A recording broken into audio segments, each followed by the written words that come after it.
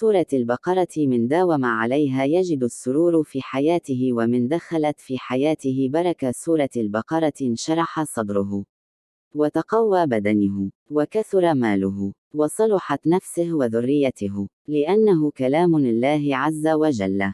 وسيرى العجب من كان يداوم على القراءة اليومية. وصف الشعور عميقة، فعلا القرآن شفاء لما في الصدور.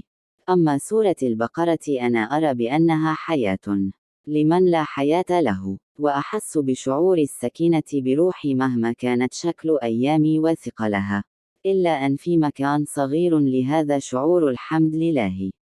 عانيت من وساوس قهرية والاكتئاب، عانيت وحدي بدون مساندة أحد وتعبت جدا، فقررت أداوم على سورة البقرة كل يوم.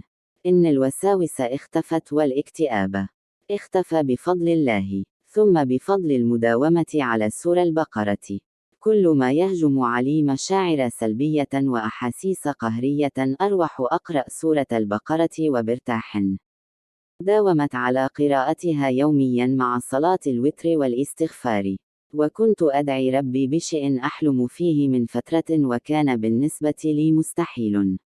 وبفضل الله شهر بس وربي بشرني بحلمي ليصبح حقيقة. يا ناس، سورة البقرة معجزة، معجزة معجزة، سحر سحر، بس لو تستمرون عليها يوميا قراءة واستماع تتغير حياتكم بشكل جذري. أحس قلبي كان صيف وخريف، وبس حافظت عليها صار قلبي ربيع حرفي ما أبالغ.